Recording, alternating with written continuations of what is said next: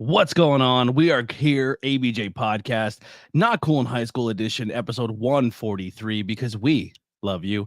The Terminator 2 with Sonny Defarge. We're super excited for this one. YouTube memberships are back up and running. Want to thank our world champ, Freak Maniac, and our Grand Slam champ, Raz. You can join the memberships down below and get some cool free perks. Make sure you check out the links below to follow all things ABJ, whether it be following on social media, grabbing some cool merchandise, and also supporting tonight's guest. So, we said we'll be back, and here we are.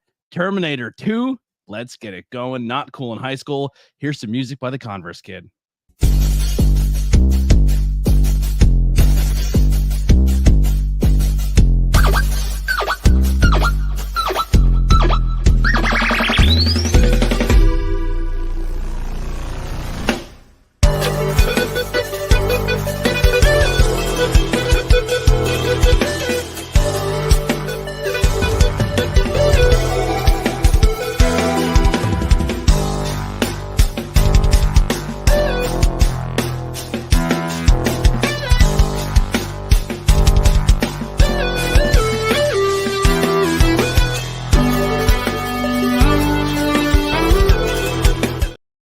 What is going on? We are back, Not Cool in High School, on the ABJ Podcast, High Tension Wrestling Network. I'm not going to waste much time. We're going to get into it right away, but this is going to be the episode 143 for Terminator 2, and I'm joined here again by my co-host for this Terminator series, Mr. Defarge himself.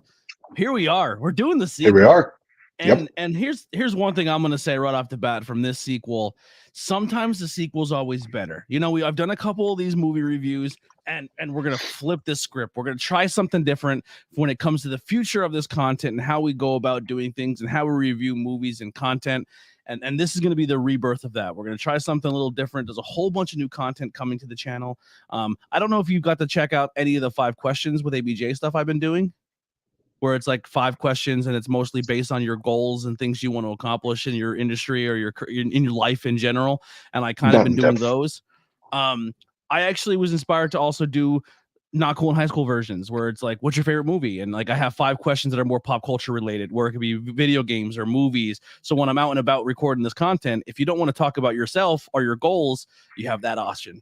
Then we have an option for horror. We have an option for beer. We have an option for blazing buds. So I've made different styles content for 5 questions, as well as reformatting the way the podcast is. I got this. Now my guest gets a link sent to them or a little photo of like the layout of the show where I feel my guests are going to be better prepared.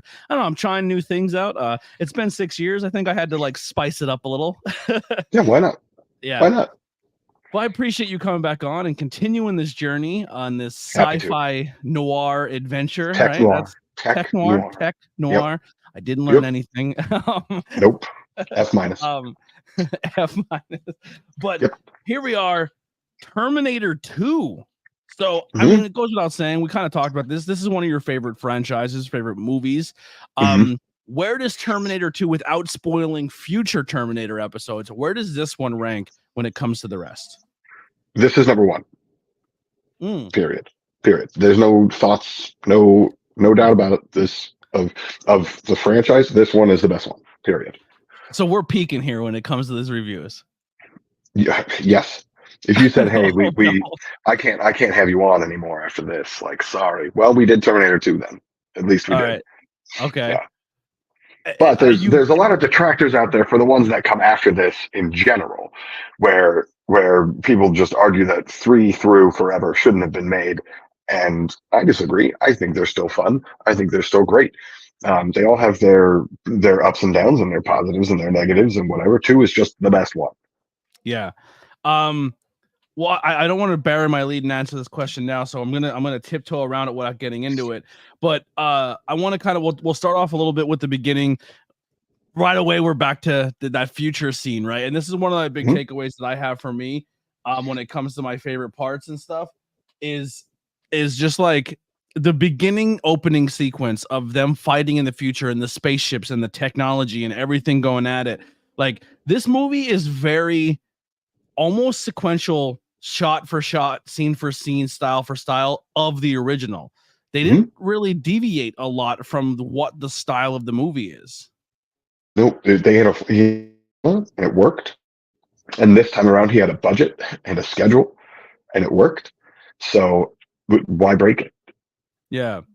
We're back to skulls. Skulls everywhere. Everywhere. Get the skulls. We need skulls crushed under things. We need skulls in car seats. We need bones. It reminds me of crush all the bones of the what is it? I think you should leave. Where he's like, "Come on, Scrooge, we got to go back and fight the Bone Army." Like it's like, well, they're all dead now because they got run over by hunter killers and all that. So no more Bone Army. Now, going forward with the franchise, once again, I have not seen anything past this movie. I seen this movie so long ago that it was like a fresh watch for me. So everything going forward, I don't know. But I will say this, watching this movie and diving into this franchise, I kind of want more of what happens in the future, because I think that future bit is probably a super expensive movie to make, but it's almost like a secondary movie that you're like, if you're a Star Wars guy and you're like, all right, this modern day stuff, the technology coming back and fighting into what we now know today, but you see the gun lasers and the ships and that mech and everything that's going on there, you're like, that could be its own standalone movie, and I think I'd be into it. You get one. You get one future movie? You get one. And it's fine. I think I love it as a completely different genre. Okay. It's part of the Terminator franchise, obviously, but it's a complete departure from what we just talked about, that formula. It's a complete departure from that. And it makes it its own movie. It's like a futuristic, post-apocalyptic war movie that happens to be in the Terminator universe. Gotcha. And I like it a lot. It's like Assassin's Creed. You play the Assassin's Creed games and you almost forget that you're a modern day person using technology to relive the past, and you're kind of living through their brain. But then you're like, oh, well, this guy has all these effects of the bleed and he's gonna get all these traits in modern time now, and you're wondering how this created modern time, and you kind of want a modern version of Assassin's Creed, but if you depart from that, will it be as good?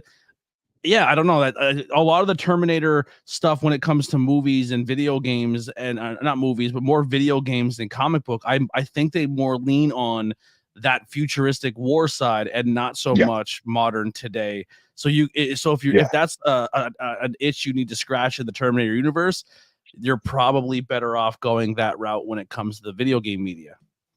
I agree. Yeah. And between now and when we review that movie, if you'll ever have me on again. Oh, we're doing. Yeah, we're locked in. I would love to have gotten and played through Terminator Resistance, which is all about just the future and the resistance and that story. And then maybe there's some fun comparisons and stuff we could do there. I don't know how much of a gamer you are. I have no time to game, but I'm going to try to figure it out. I'm struggling with this new job and finding time for these movies. I'm not complaining though, because I love the new job. Paychecks are going to be good when they start rolling in. Nice to have some bread in the wallet. Yeah, it's nice to have cash in the wallet.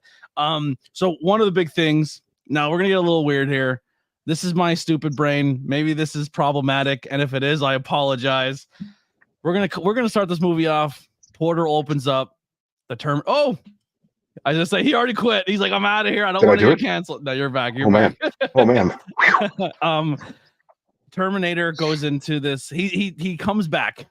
However they go about doing it, because the last time in the movie, the technology they used to send 2 Terminators back has been destroyed. Somehow that has been rebuilt. We're back, and Arnold. Has it though? I don't know. We don't know. They don't really say it. They just kind of let you know as the audience that this has happened before and it's happening again. They don't really give you much explanation on why or how or what, but here it is. And Arnold comes back in, and once again, naked. He's ready to go. Naked Arnold. If he's working that hard in his body, we're showing it off, damn it. And he's gonna pop into this bar, and he's gonna walk up to these really, really masculine bikers and do all this and kind of like, give me your shit, and they're just gonna kind of, give him some issues. Here's where my brain goes, and if it's problematic, I'm sorry. They create this hyper realistic Terminator. Do they give it genitals? Oh yes, 100%. You see them in the first one. Yeah, you see them in T1. If he didn't have them, wouldn't people in that bar be looking at him a little more sideways than they already were? Yeah. Now, the way the women were looking at him, were they impressed with the muscles, or they were impressed with the Terminator junk? Probably a little bit of column A, a little bit of column B. Yeah, I would say, just based, we're here already. just based on the amount of we got in the shadows in the first one. Definitely a little bit of both. Yeah. So I'm on team there is genitals, because I feel if there was none, they would comment on it. Like, where's your genitals, man? Right. Like, Why do you look like a Ken doll? Yeah, what's going on down there? But also, when it comes to the size, I feel like if it was really, really impressive, I don't think the guy has the confidence to out in the cigar on him. You know what I mean? Because he already rolls in, he's muscular, he's swanging, and you're gonna out in a cigar on him. So I think when they built it, like, I feel like there's one or two ways. You either build nothing or you build something. You know what I mean? And I think they went modest. I think they went like, oh, this is impressive, but it's not over dramatic, you know? Right. It was probably a matter of, you got to think it's an infiltrator, right? It was probably a matter of, okay, here's how tall he is. Here's the kind of build that we're giving him. And they're going to do all this math and this biology crap. And they're going to say, here's how wide his shoulders are. And here's how long his femurs are. And we're going to do this. And here's the width of his thigh muscles and his, the femurs themselves. So naturally, based on averages and the math that we're going to do, 11 and a half inches, 11 and a half inches. That's, and that's how this movie review starts. And this is why you're one of my favorite guests, because we can go there. I did the math already. That's why I know. Yeah. Well, I mean, he's an infiltrator, so he's got to. If it's too much, it's gonna throw people off. If it's not there, it's gonna throw people off. But they got to make it just impressive enough that if he's got to sleep with somebody to get to John Connor, he could. Yeah. And they're gonna remember it. Yeah. Yes, because they're gonna probably get murdered. So once again, very stylistic of this movie. So when it comes to some favorite parts, I'm all over the place here. But we'll kind of bounce back and forth on this first question, and we can bury the lead on certain things in the future. But if you only have one, you can say one. If you have a few, we can kind of bounce back and forth. What are some of your favorite parts of this movie? Oh my! So from the opening credits to the end credits, like that's first of all, that's my favorite part. Is from the opening credits to the end credits. But if I had to nail down like a couple of scenes that always stick out to me, that I'm always psyched to watch whenever I do my annual watch of this movie, or several. Well, real quick, this will now contain spoilers if you haven't seen this movie for the past 20 years. Yeah. Yes. So just putting that out there. Cameras to the left. Yes. Yeah. Spoilers from here on out. Hit mute, turn it off, whatever. Actually, go watch it right now. Dude, I would recommend it. If you haven't seen the first one, look up the synopsis and then watch the second one. The full title is Terminator 2 Judgment Day. There you go. For the listeners listening in their cars, we both went with pretty fun ideas with t-shirts for today. So you're wearing the Arnold Classic. Oh. Yeah. So you're rocking an Arnold shirt, and I am wearing a Judgment Day t-shirt. I didn't even think about it. I didn't even think about that. That was calculated.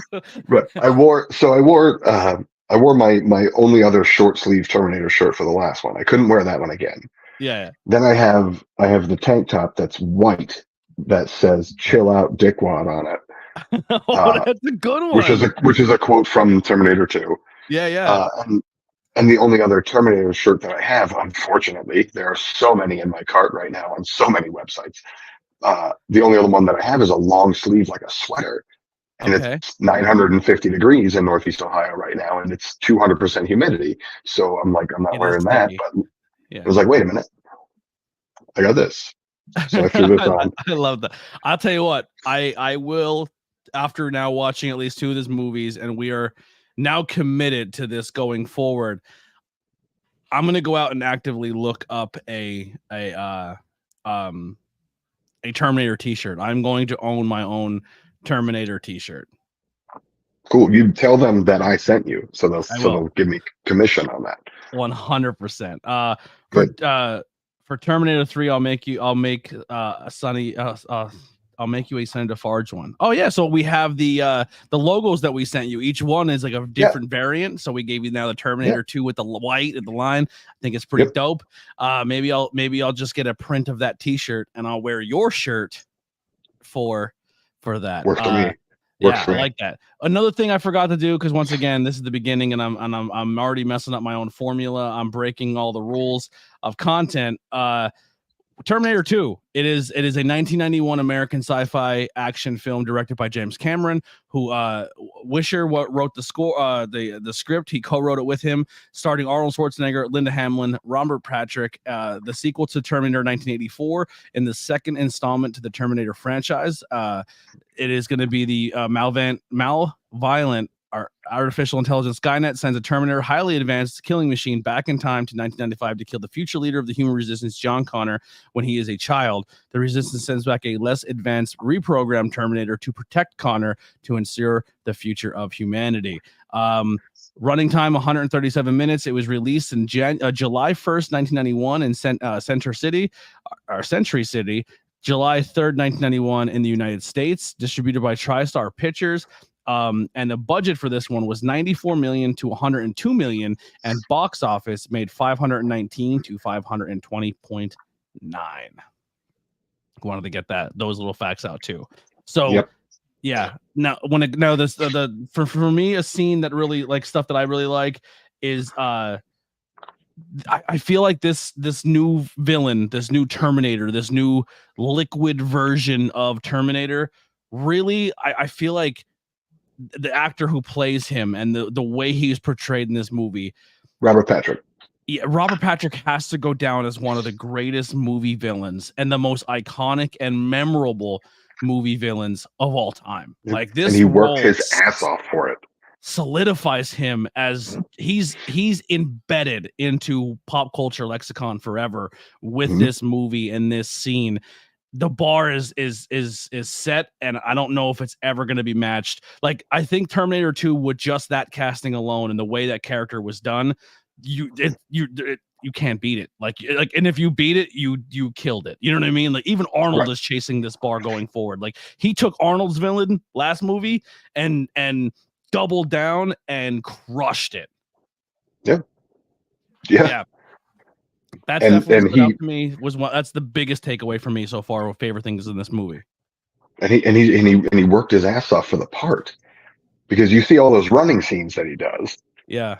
And he trained for that specifically to run because he didn't want to look silly on camera. So he just trained to do long distance sprinting and to do it while only breathing through his nose. Yeah, because he didn't want to look like he was overexerted. Because he's running straight face, like zero emotion in his face. And then when he does stop running, he's not like he's cyborg. He's thinking cyborg in mind. Yeah, and by the time they got to filming, he had to slow down because he was legitimately catching Edward Furlong, John Connor, riding the dirt bike. He was catching him because he was running as fast as the dirt bike.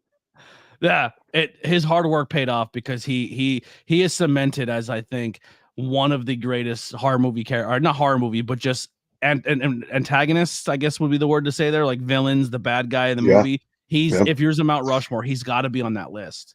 And if he's not, like you're probably like, he's got to be high up on that list. He's super high. He's got to be super high. I think it would have to be a niche Mount Rushmore for sure. Like, period of all time, but definitely like sci-fi, action villains for sure. I don't want to disrespect any other genres or nothing, because there's definitely a lot of good villains out there.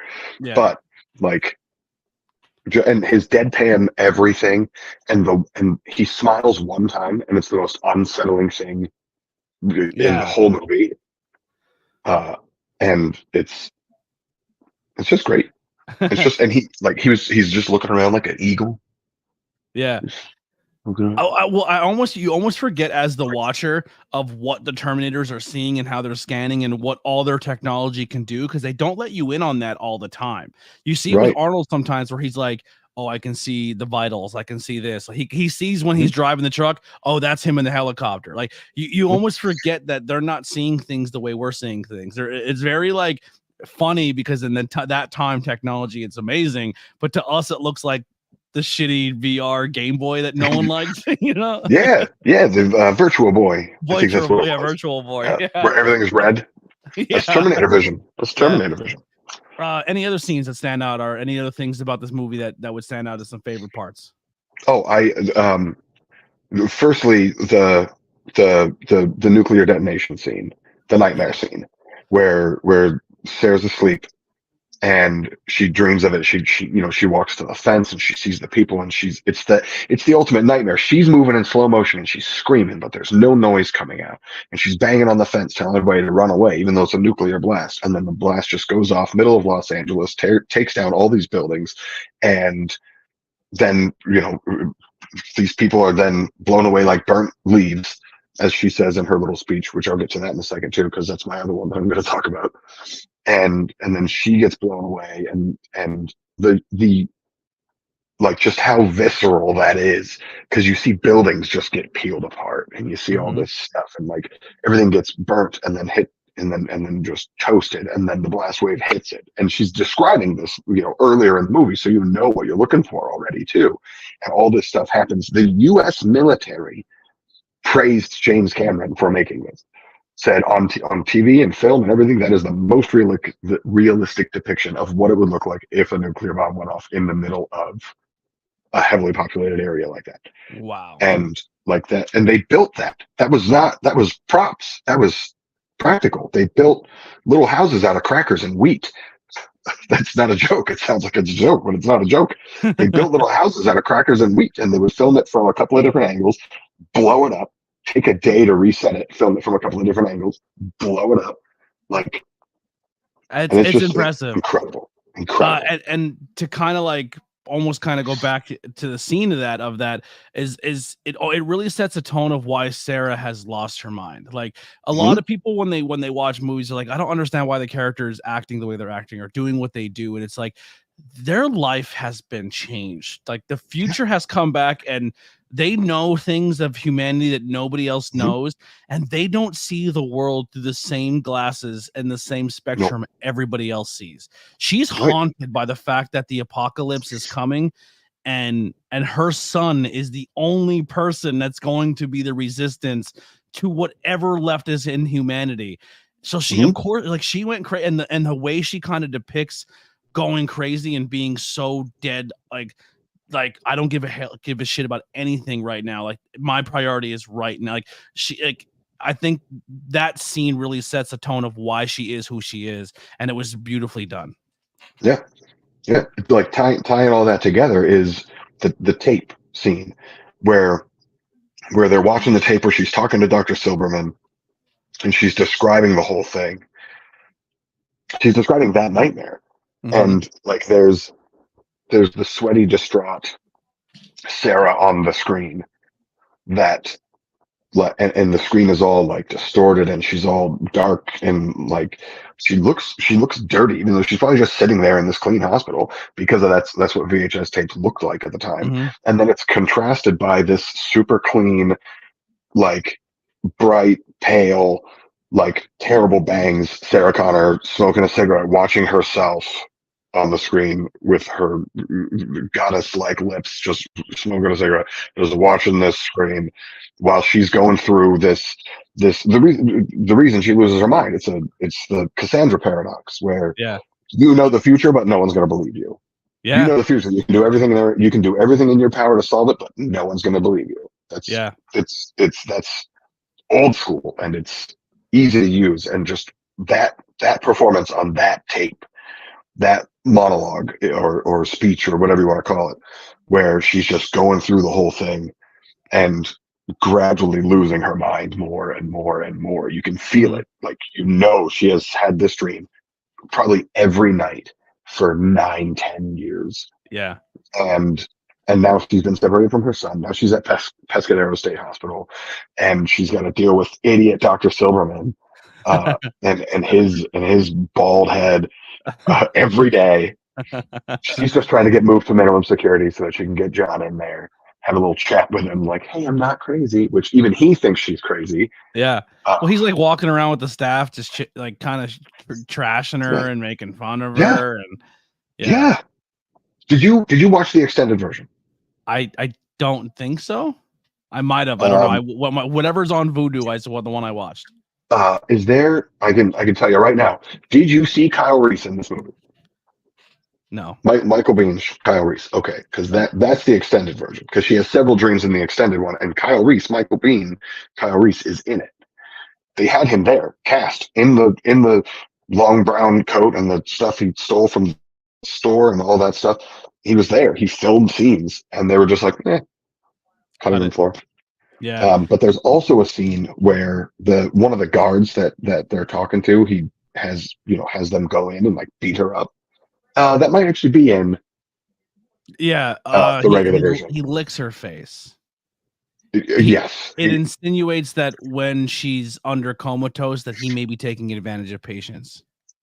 Okay. But so I think that right when he's walking around with the staff and he's looking through the window and he's talking to her, there is a point to all this, I promise. And he's talking about her. Mm-hmm. When those people walk away, two of the guards come up, including Homie with the big glass. And because she's doing pull-ups on her bed frame, he's I don't like when the patients mess with their rooms like that. So, deal with that.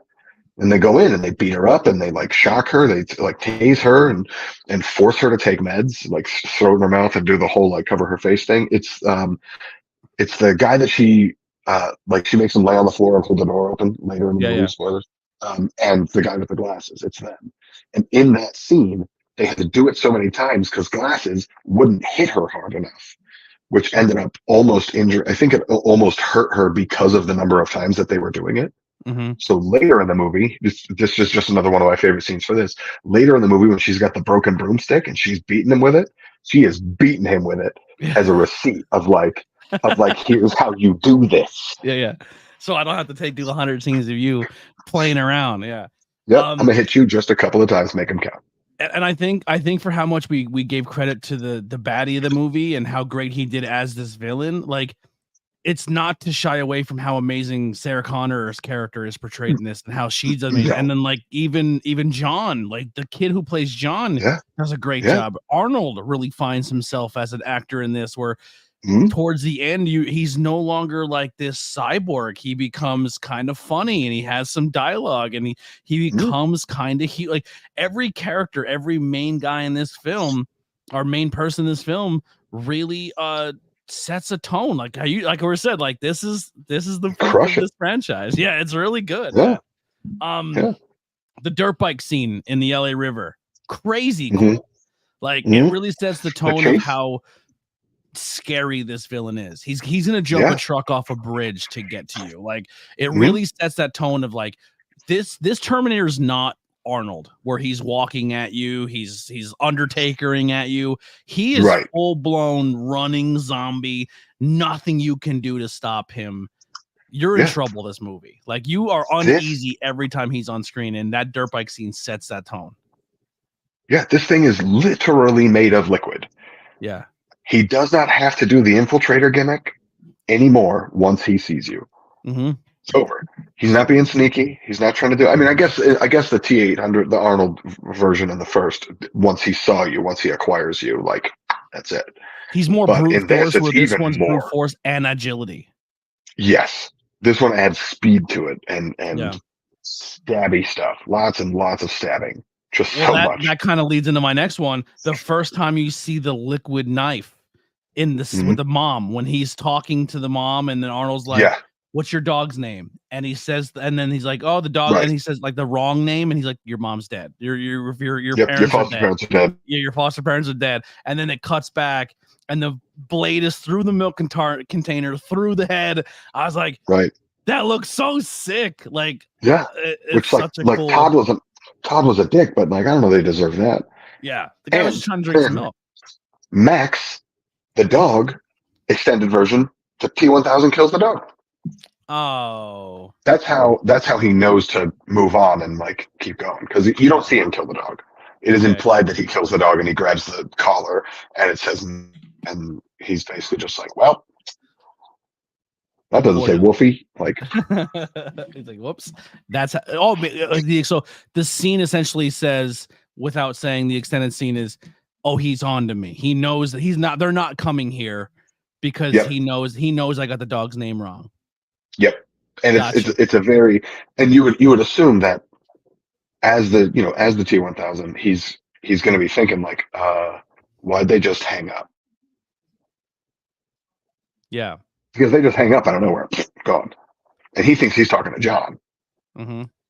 So he's going to go, okay, something's wrong. What did I just say? Dog. Got it. Dog. Where's the dog? You're not Wolfie. You're Max. Damn it.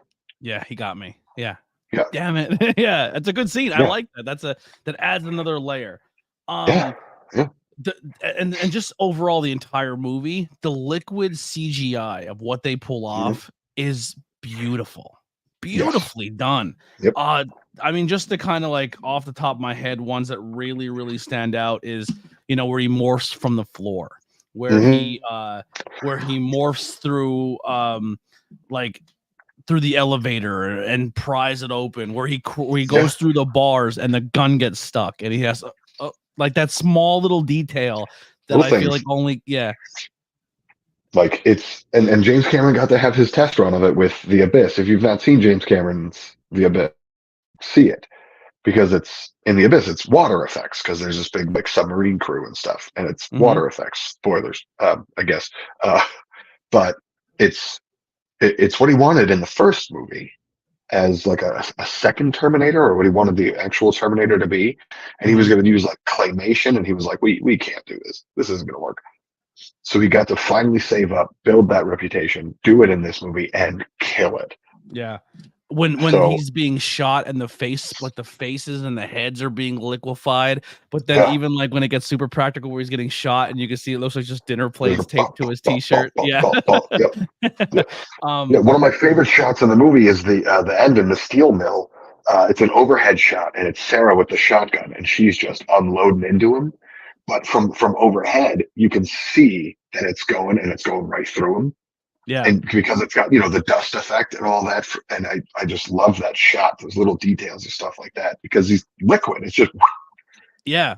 100. Another one for me that was a shot that it's like, man, they pulled that off in 91 and it looked that good, is where she in the same thing. So I actually have in my thing the heavy machinery stuff at the end in the foundry is one of my favorite scenes in the entire movie. Just how they pulled off CGI, special effects, practical effects, everything.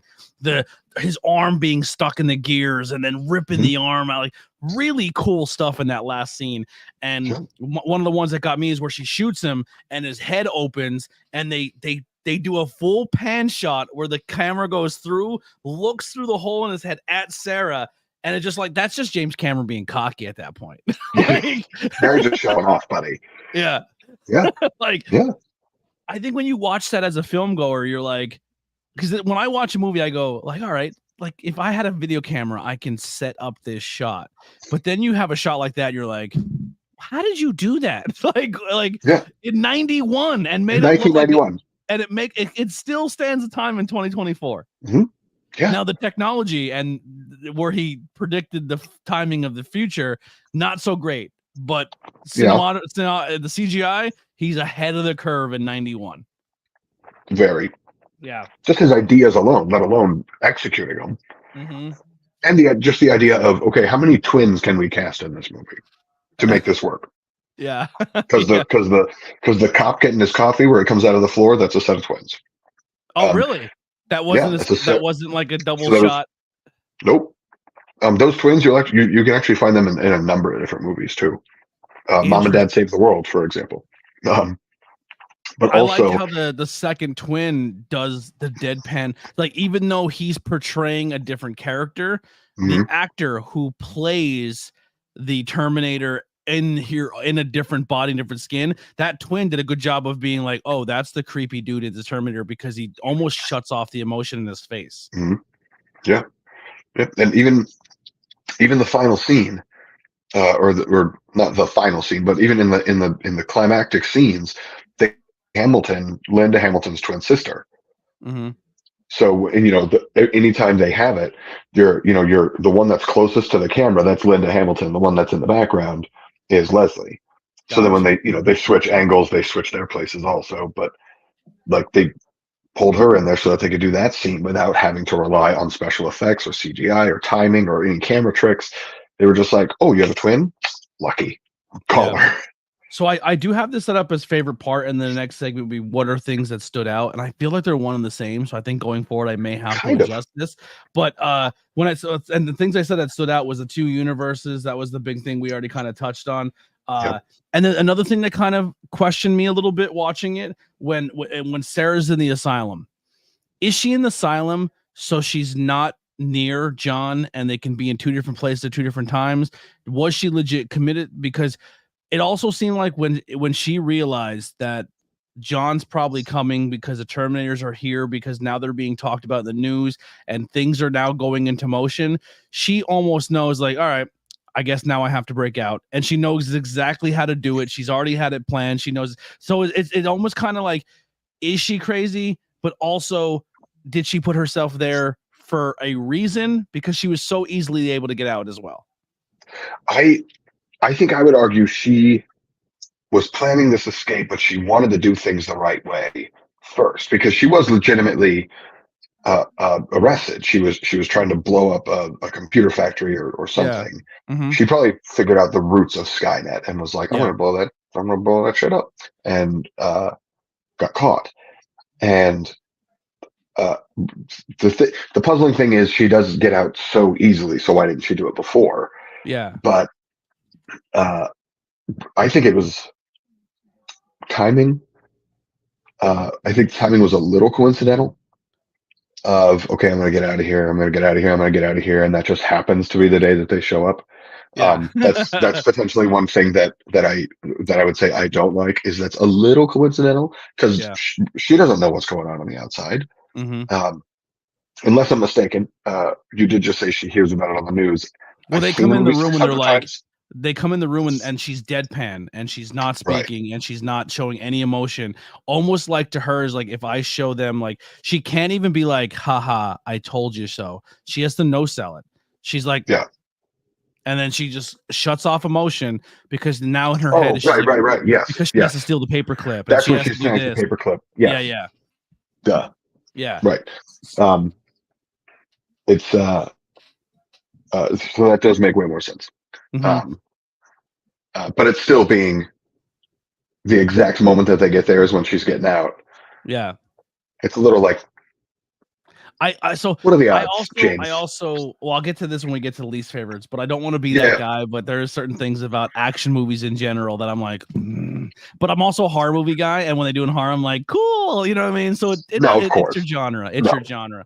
No, we're gonna nitpick where we can nitpick. It's fine. 100%. That's coming up soon. But some other things I definitely think that stood out are favorites.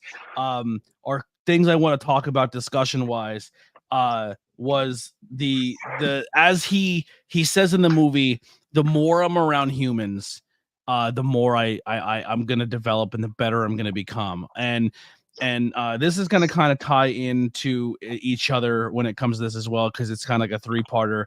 But like the keys, when he smashes the thing and he hot wires the car, and he's like, check the visor. People put their keys in the visor, and then as they're breaking out in the police van, he doesn't say anything. He's just like, I learned that. Like, or he's using the lexicon better. He's using his words better. He's not talking so robotic. I like the very end when he has that a bit of emotion. He's just like, hey, like I've grown attachment to you. Like technology and humans, they're showing that they're one and the same and they can work together.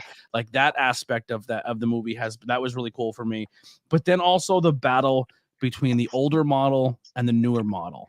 So I'm going to kind of throw this to you of what do you think the older model has that the newer model maybe skipped out on that allowed the older model to be able to even stand a chance against this new highly technology, like just a clearly better killing machine, but still struggled against this older model that it's kind of like outdated, probably not being used.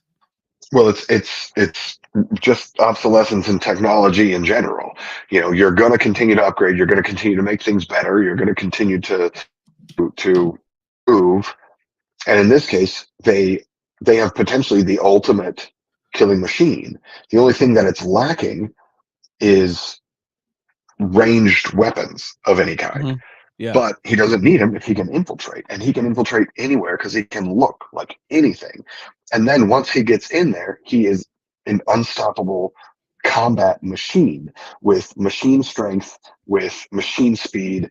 And that machine speed doesn't come from the T800 model. The T800 model is a big, bulky. It's a Lamborghini versus a Hummer. Yeah. You know, if they're power, the Hummer's going to win. But now make the Lamborghini out of amorphous liquid that can reform into a Lamborghini whenever it wants. Now the Lamborghini is going to win. Yeah. And then if it wants, the Lamborghini can also turn into a Hummer and do what it has to do.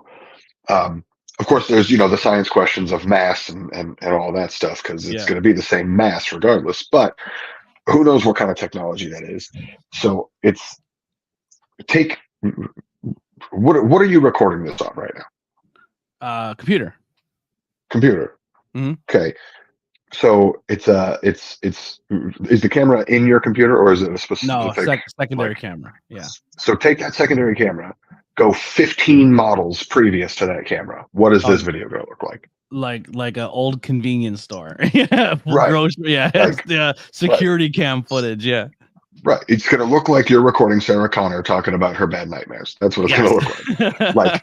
Like it's the newer model, whether it's cooler, whether it's actually better or not, it's going to have those improvements. It's going to have those things that make the old one obsolete.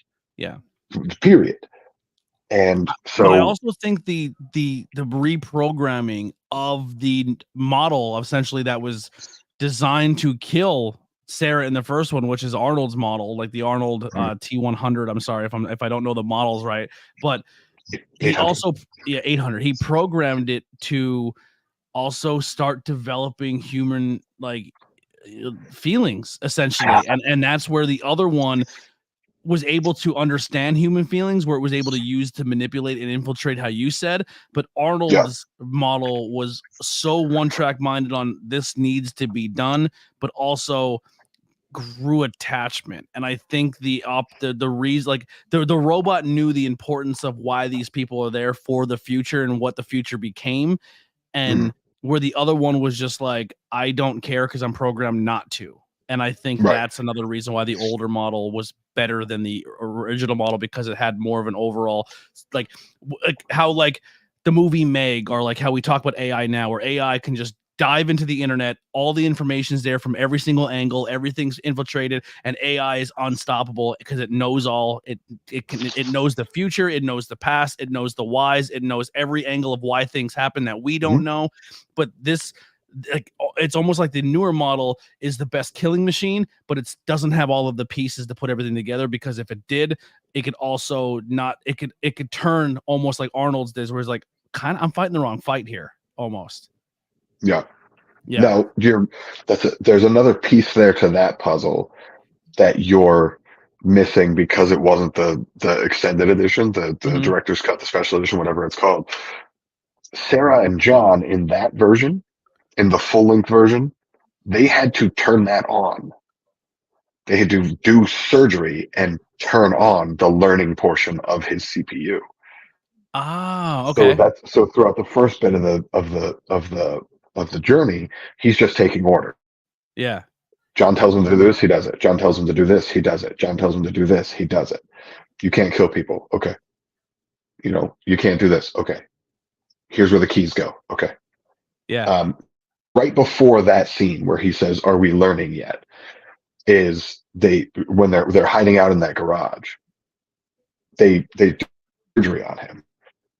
And there's a fun little flip. I almost don't want to spoil it for you, just so you can watch one day. Yeah, I'm gonna have to find the extended version now. Yeah, there's the you see them pull out his CPU that's identical to the one that they throw into the steel at the end, and then they have to literally flip a switch on it to turn it into learning mode.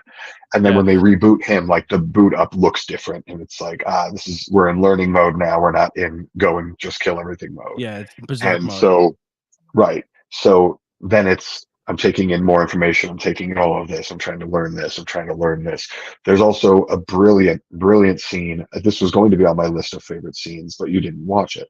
But there's a brilliant, brilliant scene where John is trying to teach him how to smile.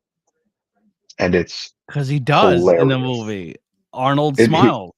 When he picks up that typically helicopter mounted minigun and he turns and he looks and he does that big stupid grin and he's Trust like, me. yeah, that grin later on when it's trust me. Yeah. Like that's the when you get a chance, unless you can do it right now really fast with no distractions, if you go to my real life Facebook and you look at my cover photo, it's him trying to smile. It's terrifying because he can't do it. Yeah. Because he like takes us is a someone's face dude and he's like, do that. Is a dude using a heavy turret gun, minigun on screen? Was that coined in this movie? Was that something that's ever really been showcased? Like Rambo probably did it, right? Not with something of that pardon the pun caliber. It was the first time it was done was Jesse Ventura in Predator, which came before this, but I would not be surprised if it wasn't the same prop. But they literally had to dismount it from a helicopter. Yeah. And say, hey, this is going to be your everyday carry, Jesse Ventura. Yeah. Because there's a lot of small things throughout this movie too with Terminator that you're like, oh, like pop culture pulls from this movie heavily going forward. Like this movie set the bar for a lot of. It's almost like when people are like, I hate the Beatles. I'm like, if you don't like the Beatles, then you can't appreciate a lot of other music because a lot of other music has been pulled because of the Beatles. Like Terminator 2 has a place as someone who's now diving into this franchise for the first time as a 37-year-old in 2024 and having such a vast knowledge of pop culture. Terminator 2 set the bar and was pulled from a lot when it comes to the future of not just action, not just sci-fi, not just horror, but like CGI and everything like that. It makes me appreciate James Cameron more. Yeah. He invented so many techniques and you can't invent ideas, but you know what I mean. Yeah. It's and now he's just going and looking at the Titanic all the time. Come on, Jim. Come on, my guy. Get me the Terminator franchise. Yeah. Least favorite. It's God, there's almost too few. Like I gotta think really hard to even think of anything. So I'll pose mine at you while you're thinking. Yeah, no, throw it. Not just the fact that he hacks into the most technological, like the little John Connor with a looks like a Game Boy Advance hacks into this Skynet, which is going to be the future of mass destruction when it comes to technologically advanced equipment. He hacks in with a Game Boy where did this kid learn how to do that aspect? Like, and where did he? I got it, guys. Like once, like that bothered me. You take care of the cops. I can open this. Yeah, and the kind of you don't know how advanced that card reader was. Yeah, and the kind of the premise of the movie still has my head scratching. So the chip that is left by the Terminator in the first movie is the catalyst to essentially Skynet getting the technology to then destroy the world. So they sent robots to the past to save two people because they were the resistance, but in turn of sending them still created the future of them destroying the world. It kind of it's right along the same vein. Yeah, it's right along the same vein as Kyle Reese is John Connor's dad, but if he doesn't send Kyle Reese back in time to save his mom, he can't bang his mom and conceive him. So I mean, basically the argument is all of this stuff has always happened, period. Yeah. But then how is that possible? It's the same time travel paradox you get with a lot of situations, but it's almost like because time travel is invented, the problem is the time traveling aspect. because if time travel is not invented, then none of these events happen. But it's almost like the universe knew time travel was going to come, and the time traveling was going. It's almost like even they're just one and the same, and and that's hard for me to wrap my narrow mind around. That like the same action that's going to protect somebody is also the same action that's also going to be the launching point to the downfall of humanity as well. Yeah, and it's.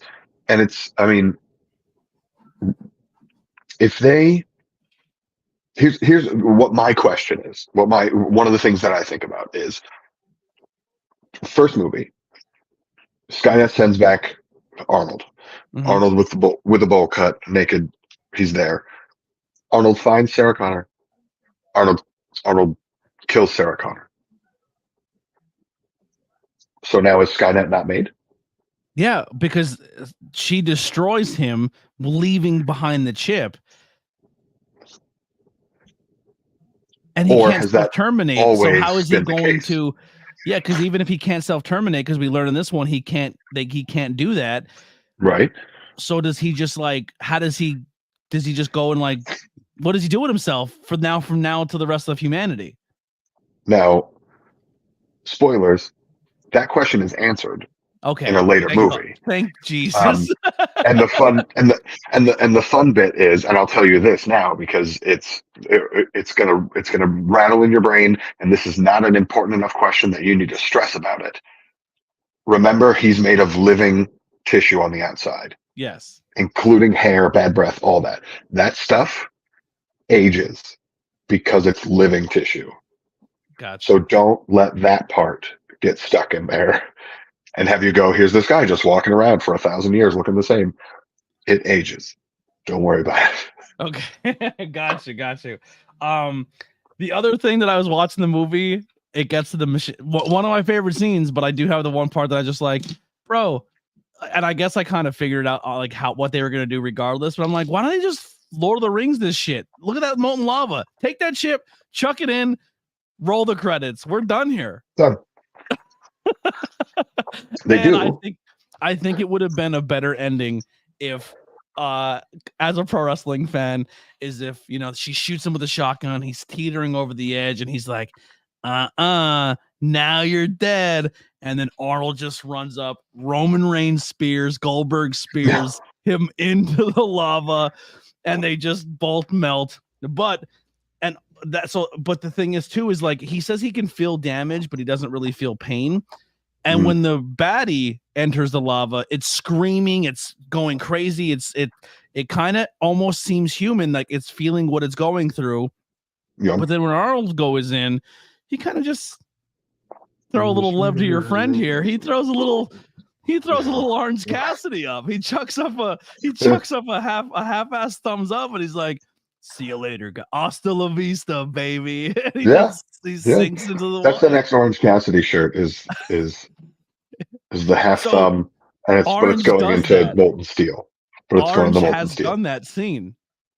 Yeah. Have you ever watched The Floor is Lava on Netflix? No. So they made a show that looks like an old school Nickelodeon show where they set up a living room or some type like an attic or like some type of scenario. They fill it with like gooey yellow orange lava, and they scored it up so it like makes everything slippy, and you have to navigate the obstacle course. And Best Friends did it, and when Orange forgot about that. His I think I did see that. Yeah, his hand goes in Terminator style. I almost definitely saw that. Yes. Okay. I wonder if Orange is a Terminator fan and did it on purpose. Definitely. Yeah. Now, I understand that would irk you, but John does ask later, like, hey, would that melt this stuff? Imagine if it wouldn't. Yeah, you're fucked. and so they're like, and then they throw it, and then it just like splashes and floats away, and then it's like, oh, we gotta go get that. Yeah. Like then you're screwed. Then the whole thing is kind of just moot at that point, and then it's like, well, now we got to go get that, and we have to run away from him, and we have to figure out where Arnold went. I'm eating the shotgun at that point. I mean, if I throw it in and he just like dives in and pulls it out, I'm like, well, yeah. And so anything I for have a you? theory about his pain. I have a Yeah. theory about the throes of Oh, pain go while ahead. he's in there, and he sounds like a dying bird and all that. So one of the theories that I've read is the only way that would work if you were to say, I want to build a liquid metal robot. For that to work, it would have to be one thing and one thing only, pretty much, and that is nanobots, like like millions and millions and millions of microscopic robots that, because there's millions of them and they're microscopic, it's basically like a liquid, right? Mm-hmm. So imagine that this is one system, one cybernetic organ made of a million tiny lives, and now all of them are dying. Okay. It's going to be panic mode, and it's going to be throws like that, and it's going to turn back into the cop, and then it's going to have a motorcycle helmet again. It's almost like a and then it's chemical gonna reaction be, more than a feeling. yes, because each one of them is now, each of those little pieces is now doing its thing, trying to get, trying to whatever, and they're, at that point, it's panic mode because Yeah. all it's receiving all of that data because it senses injuries on the data. You could call the data pain. The data could be called pain. It's receiving all of that data so fast, all at once. Imagine the number of calculations, the number of things. There's a scene in the Sarah Connor Chronicles where it talks about like the slow death of a Terminator because it's making millions and millions and millions of calculations and thoughts and things at a time. So you shut that thing down, you turn it off versus blow it up. You turn it off, and that power down sequence takes 5 seconds. Yeah. But millions of calculations shutting down in 5 seconds is, okay, here's a million calculations, and then a millisecond later, now it's 999,999 calculations. And then a millisecond later, it's 999,988. So it's a super duper slow death because it's dwindling and dwindling and dwindling and dwindling over those 5 seconds. This is an immeasurable number of tiny, tiny deaths. Yeah. And that's the throes of pain. That's So overall, not a doctor. Yeah. Overall, what is your biggest takeaways from this movie, and how many computer chips would you give it out of a score of 5? Out of 5. Ooh, so takeaways are this could have been the perfect end to the whole story. As we know, there are 4 more movies, so it's not. But it could have been the perfect end. But I love that it plays with fate, and that there's the whole deal of there's no fate but what we make, while all of this stuff was theoretically predetermined leading up to it. If the time travel stuff doesn't happen to stop things from happening, to make their own fate, they don't even get to this point. Mm-hmm. So there's no fate but what we make, but we're making exactly the fate that has been determined already. And you know about this because, August 9th, and it's approaching, and it's still theoretically going to happen until the very, very end. They throw the arm in, they throw the chip in, they get rid of the one last chip with the thumbs up, and the T-1000's nothing. It's all gone. So that is when they finally chop off. That's when they cut the end of the film. Done. Everything after that, blank slate. Yeah. It's Sarah's speech at the end. For the first time in 10 years or however long, life is like a, black highway, and they have no idea where they're going next. Yeah. So if you think you're you're stuck in a set path, if you're stuck in whatever, just wait. Yeah. Just wait. Eventually you'll take that action. Eventually you're going to throw that chip in, and eventually we're going to ignore that there's another arm in the steel mill somewhere. We're going to ignore that. There was 2 arms. I don't know why there's 2 arms. There was a head. There was a lot of body parts left, not just the arm and the chip. We're gonna ignore that. Oh no, I mean the steel mill at the end. This movie's arm got his arm in the gear. Oh, yeah. It's just sitting. Nope. Oh, son of a Nothing. bitch. There's nothing there. It's not there. It's not there. It's not there. We're ignoring that. We're ignoring that. And out of 5 computer chips, what are you giving it? 11. 11. You're going off the scale. 5. 11 out of 5. No, 5. I'll be fair. 5. I definitely give it 5. Perfect score. Perfect score. Absolutely. 100%. It's got its flaws. It's got its things. I could still, if it was, you're going to a desert island and you could bring food, water, and one thing, it's Terminator 2 Judgment Day. Okay. I'm not going to like go perfect, but I'm going to give it a 4. and a TV player. A 4 is as close to perfect for me because I really protect that 4. So for me to give it the 4, I think it definitely does it. And for overall takes for me, just CGI, the CGI and what they were able to pull off with camera tricks and just the small details, how you were talking about, set this movie apart. Like, and kind of what I went back before is it might be, and I'd have to research this and look into it, but it's got to be the best sequel of all time. It's critically acclaimed for being the best sequel of all time. But I also feel like for how good the sequel was, it makes you also appreciate Terminator 1 even more. Definitely. And that's what a good sequel should do. Like a good sequel should be like, yo, that was so good. It made me love part 1 even more because I know what's coming. If that makes, you know what I mean? Like it's your classic. A good sequel shouldn't overshadow the first movie. It should enhance this first movie to make you want to like them both cohesively. Yeah, it's also your classic James Cameron move, or at least 80s and 90s James Cameron move of here's this first movie and it's very dark and it's very like horror-esque. It's tech noir, but it's very horror-esque. It's very frightening. And it's slow and it's plotting and it's methodical and it has its action scenes and it has its exciting scenes, but it's tense. Then you ramp up that tension, but you turn it into this sci-fi action masterpiece. And it's the very same thing he did with Aliens versus Alien. He didn't make Alien, of course, but when he made Aliens, he took it a completely different direction. The music is completely different. The action is completely different. The environment completely different. So you can still appreciate both of them so much because they're so different. Nothing gets overshadowed. Nothing gets crapped on. And then Terminator, same thing. Slow, plotting, dark, methodical. And then the second. Yeah. So I have another thing on the future of content for this channel that not cool, and I want to do brackets. I want to put brackets of like the ones I have written down are Adam Sandler movies. Of like put all the Adam Sandler movies in 2 brackets and who meets in the middle, boy. King of the Ring style.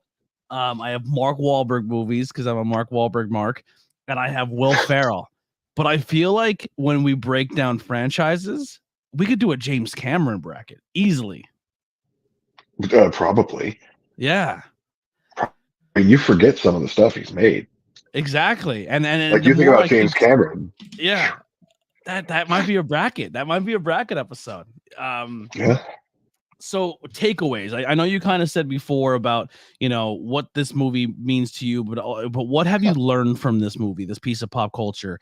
You kind of saying before of like, when the chip falls and you're just starting, like you think you're hitting your end game. And I'm not trying to paraphrase your future thing, but what I got out of what you just said is like you even when in life where you feel you hit your goal, you're just dropping the chip into the lava, and now you're starting. You're starting your next chapter. Like for what you think might be your conclusion is the beginning to your start. You know what I'm saying? Like, but yeah. So, is there anything else you want to add to that? What you learned from this? What a big takeaway for you? No, I think that sums it up great. Like even if you're going through without a plan in general, because I know you just is that correct? Yeah. So what was their plan with the arm and the chip? To destroy it, so it would hopefully stop the events of Skynet in the future. But how the hell were they going to do it? Yeah. They just took it and ran. I mean, maybe they were going to do it right there in the building with all the explosives that they set up. But what was that going to do? You see what the Terminator was in a fuel truck in the first movie. That arm that they were trying to blew up in a fuel truck in the first movie. It was fine. Yeah. So what was their plan? Take it, run, figure it out as they go, and then accidentally they crash into a steel mill. Cool. There's your opportunity right there. You might just crash into it on accident. Yeah. Meanwhile, all this predetermined stuff, all this stuff you're stuck in, is happening. And then, oops, steel mill. Good thing he chased us here in that liquid nitrogen truck. Yeah. And I think my biggest takeaway is if you're a Terminator, just stay away from fuel trucks. Like if you're going to hijack a vehicle, don't do fuel trucks anymore. Just like stay away from those. They're problematic. A truck with any liquid in it, just skip it. Yeah. Skip it. Yeah. There's other vehicles out there. Yeah. Take something else. Not a good one. Right. My biggest takeaway from this is the human element of it, right? We always say that technology is scary. Social media is scary because it's so oftenly shown for us of the negatives it can be. If technology, if social media, if art is used in the context it was supposed to be used in, it's just as healing and uplifting and as powerful as it can be used in its negative form as well. And I think that's the biggest takeaway for me in this one is for how scary technology was with liquid nanobot Terminator chasing you down, that we as humans were still able to work aside this bot by reprogramming him and using him for the right reasons. And he almost became part of our world. Like a part of him didn't want to terminate, but he knew the overall goal was there. But he grew attachment to these two. He genuinely cares about these two things, and not because he's programmed to, is because he started to learn to love humans and depend on them as much as we depend on technology. Yeah. And that's why he's Mother of the Year. He really is. He's the overall everything of the year. Arnold won me over so far for someone who was not a giant Arnold fan of acting. Like I would see Arnold, I'm like, I don't want to see another Arnold movie. I'm falling in love with Arnold in 2024. Maybe problematic, I don't know. But I'm falling in love with Arnold through the Terminator franchise. Who would have thunk? As you should. Yeah. Oh man. So what do you think of the new format? Do you think it was better than the scene by scene breakdown? I think it definitely got me to shut up a lot easier. Through scene by scene, the T-1000 and the Terminator would not have crossed paths yet if we were going through scene by scene. You chose the right time and the right film to do the new format. Yeah. But no, I think it works. I do too. I think I have to still fine tune a little bit, but I appreciate you helping me do this. The big thing, do you have any, we kind of talked a little bit about it, but we can kind of wrap up with this, do you have any Terminator 2 show and tell, or do you know any fun facts or quirky things about this movie that maybe other people don't know? A lot. I know a stupid amount about this movie. Give us some good ones. I did do all of my Terminator show and tell after the first one. I did do all of it there, so I got all of that out of the way. No, I mean, there's the twins thing where they cast a number of twins so that they could do that.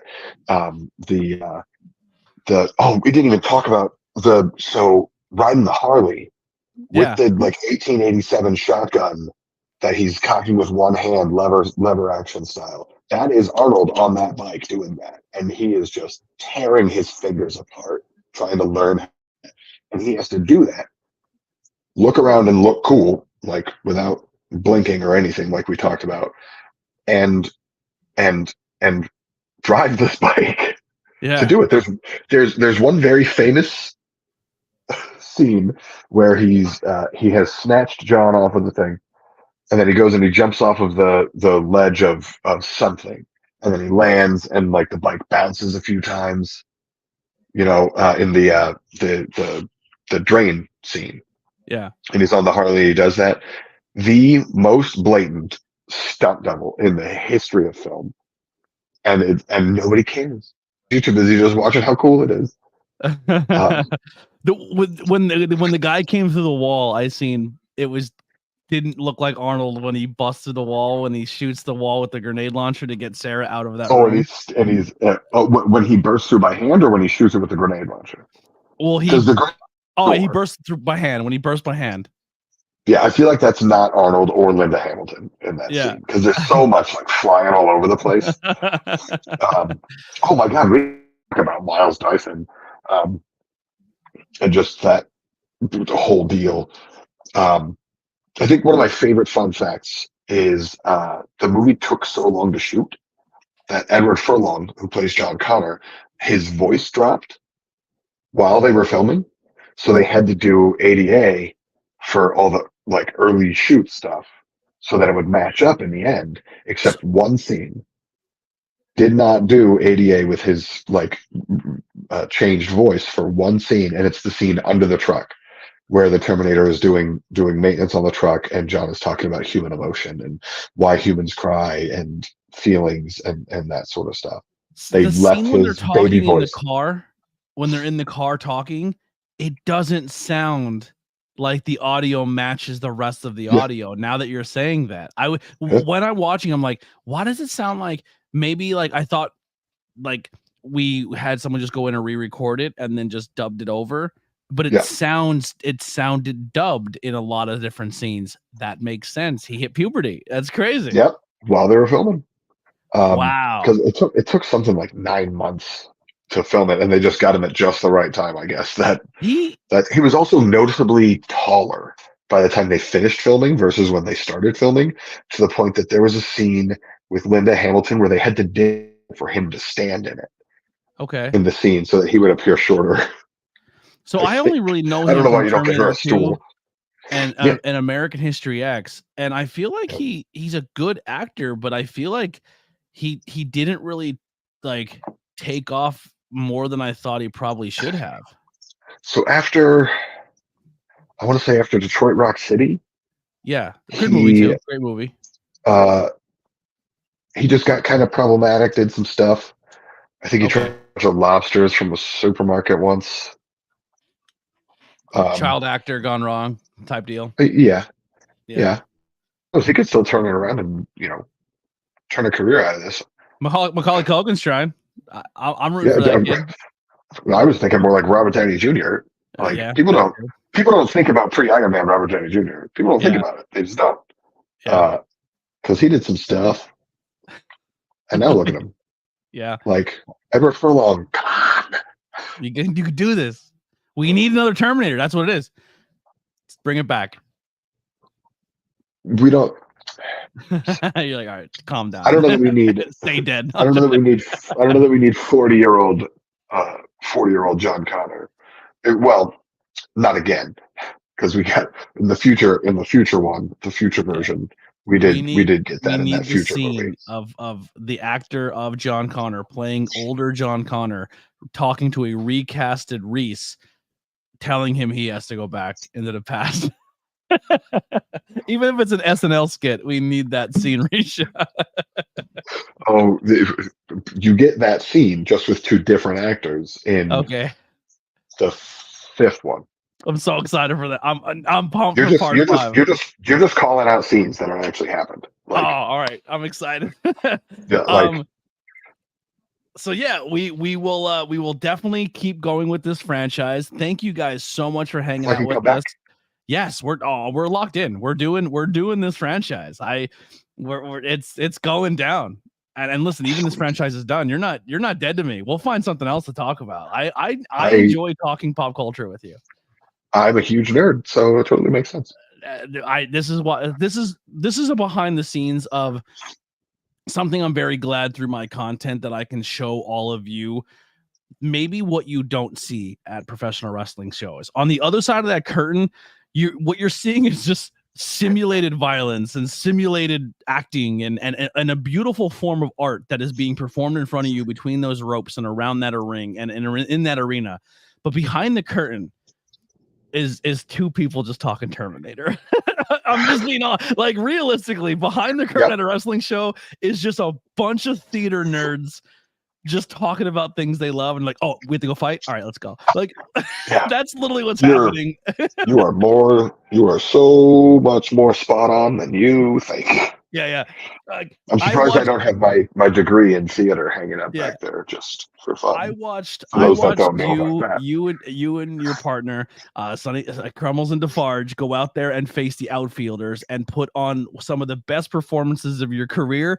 And before you hit the curtain, you're talking pop culture. Like that's and I'm glad that we can mix the world of professional wrestling and give you guys this insight of some things that that you're understanding more of the person, the performer, and not just learning about Mr. Defarge, the wrestler. You're learning about Mr. Defarge and his love of pop culture and movies and his favorite franchise. And I would love to talk more pop culture with you because it is an absolute blast.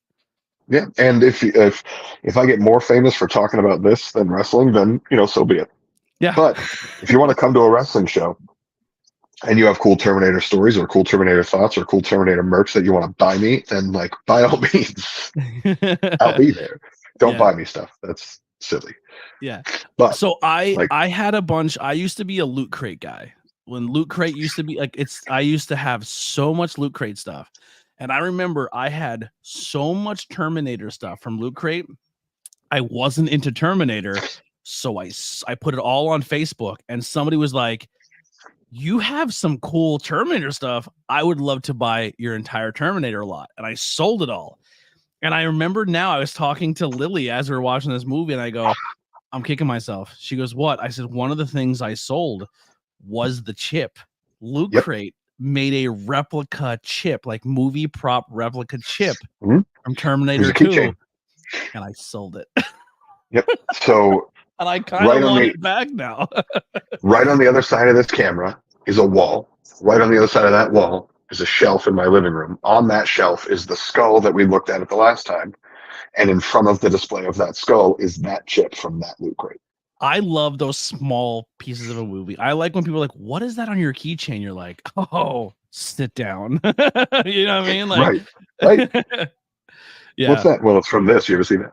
Yeah, this is the prop, and you're like, "Oh my god, it's the I have a multi-pass. I have a multi-pass keychain." It's on the other side of that wall, right there, is a lamp. Hanging from that lamp is the multi-pass.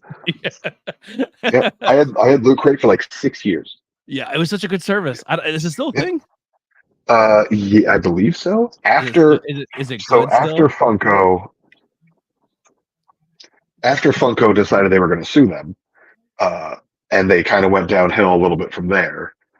They gradually started to rebuild and stuff, and it started to get really interesting again because there were times that because of their financial issues, you would get a shirt like they promised, and then everything else that they sent was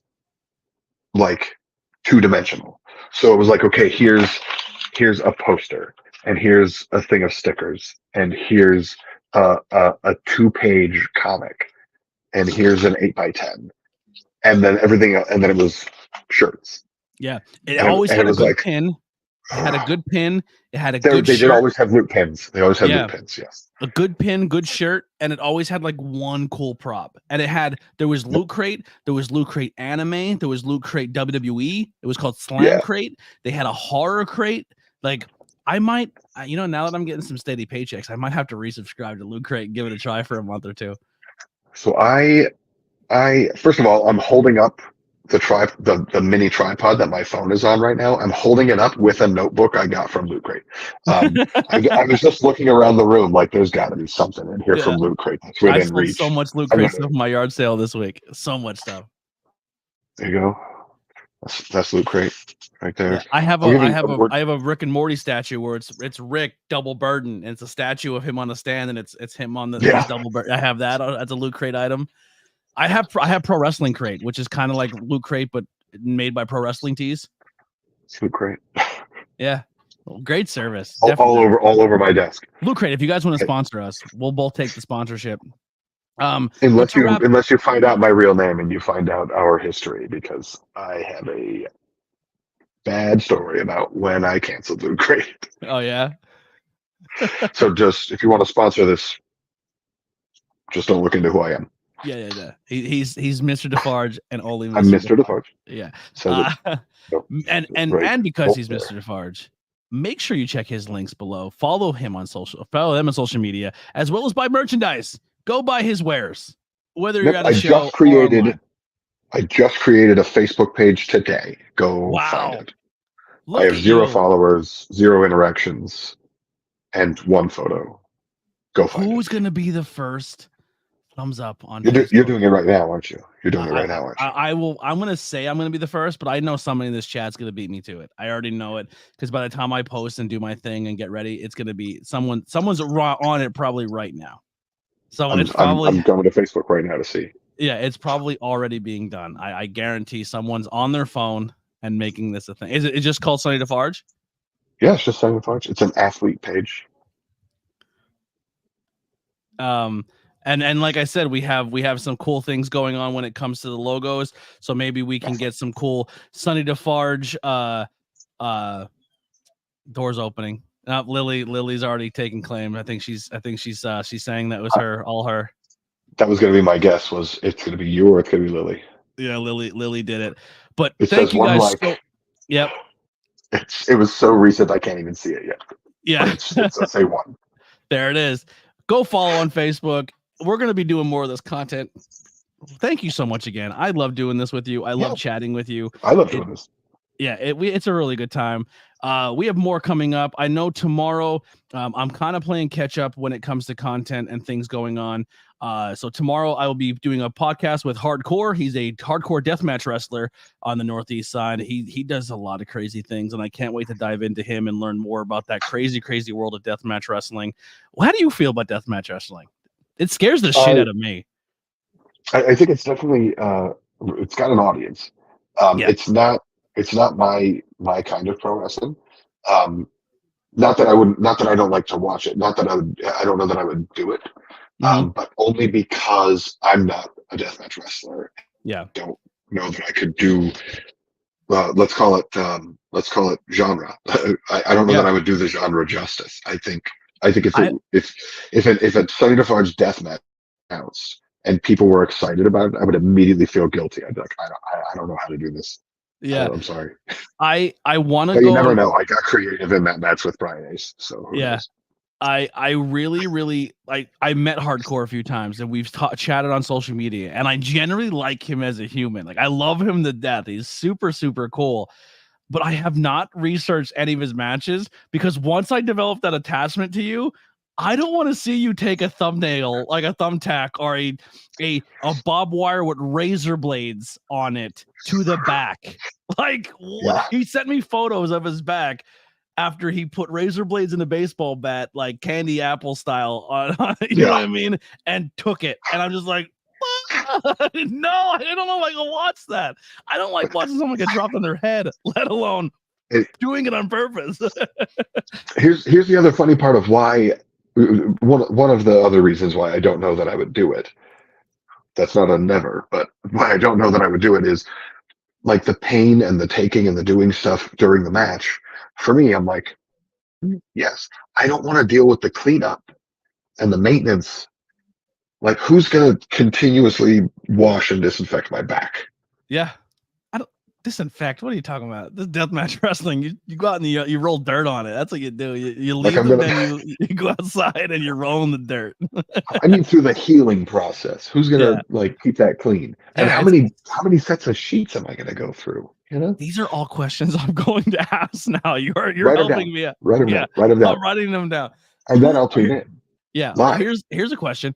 Who is someone that, if they challenge you to a deathmatch hardcore style wrestling match, who would be that guy that you respect enough or would want to enter that world to go toe to toe with them in that style of professional wrestling? Ricky Shane Page. Okay. Like right away, Ricky, because I would trust him to try to kill me, but not kill me. Gotcha. It's fun. That's a fun answer. But we have so much content. We have another horror movie. I don't have a thumbnail made for this one, but another horror movie review coming this Thursday with Courtney returning back for Terrifier 2. And then I have some really good interviews throughout the week, the rest of this month. just for a pride aspect, I've interviewed now a drag queen, a drag king, and because I have fallen in love with drag monsters and that whole Dragula scene, I'm interviewing my first drag monster. Did you watch Dragula because I told you to? I watched Dragula because I stumbled across it on. So I went to my first drag show and I said, all right, this is fun. I had a good time.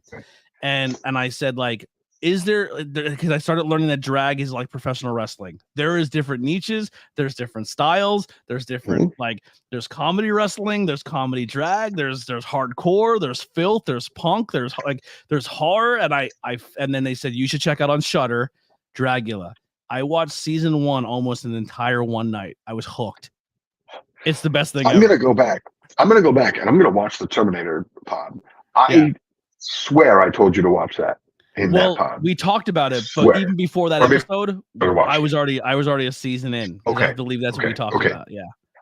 Okay, great stuff. That makes sense. Yeah, I do remember talking about it. That's yeah. So like another thing with drag, and I'm gonna sound super dumb, but I am also a cis white male gender dude from Pennsylvania in the coal hole region. I thought like there was rules to drag. Like I didn't think you could be a female and do drag. I didn't think so. I'm learning so much about this scene.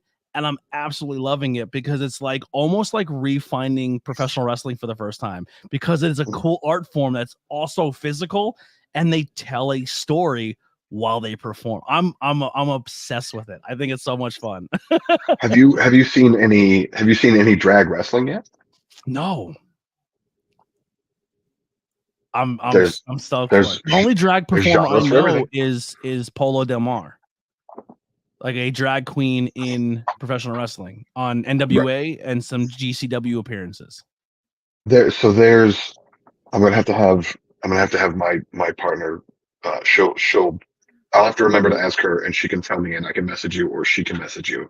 But there is a whole company that we looked into after or during the last season of Dragula, where we were just watching promos from the kings and queens. And we were just soaking it up, and I was just we were like throwing gimmick ideas at each other. She's known her drag gimmick her entire career. So forget hardcore wrestling.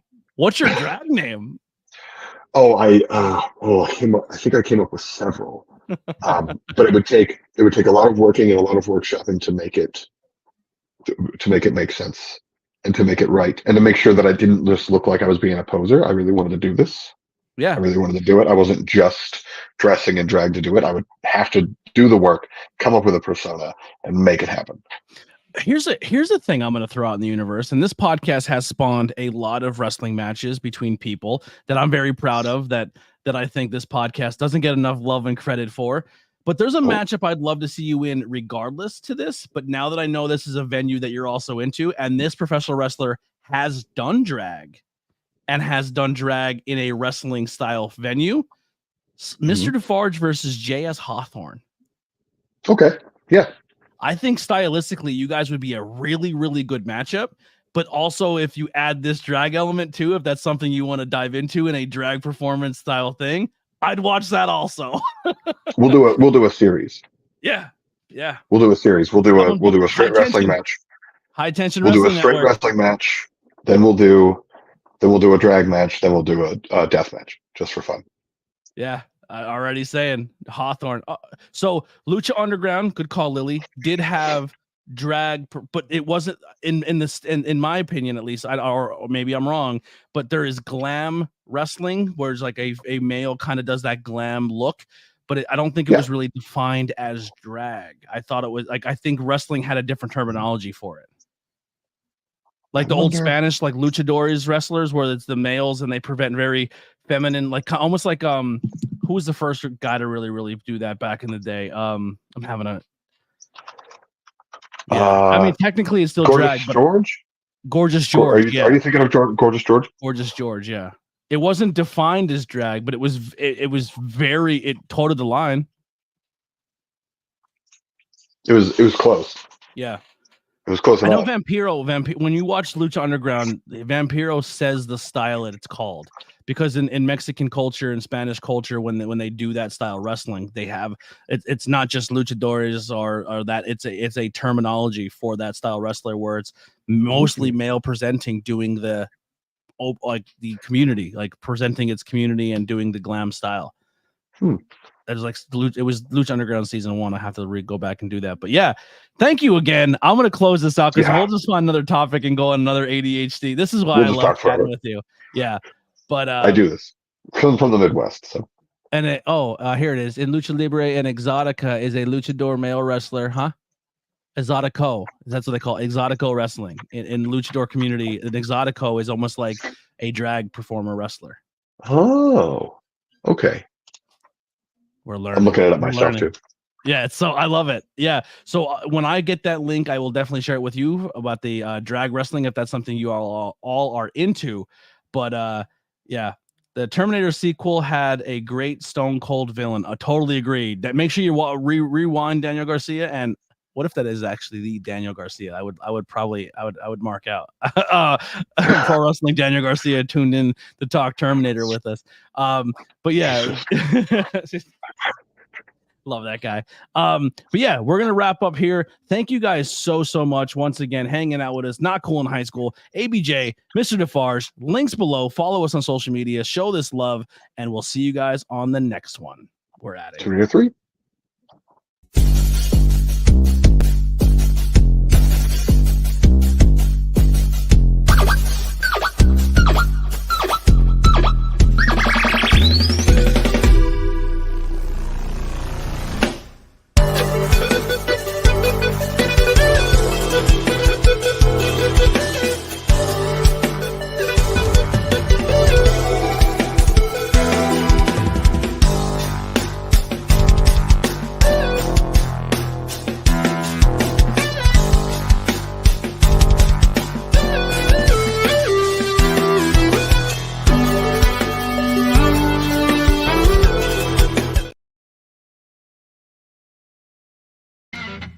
This is an ABJ podcast production. Join us. Would you kindly join us at the Cult of ABJ Discord community? We'll see you there. Join us.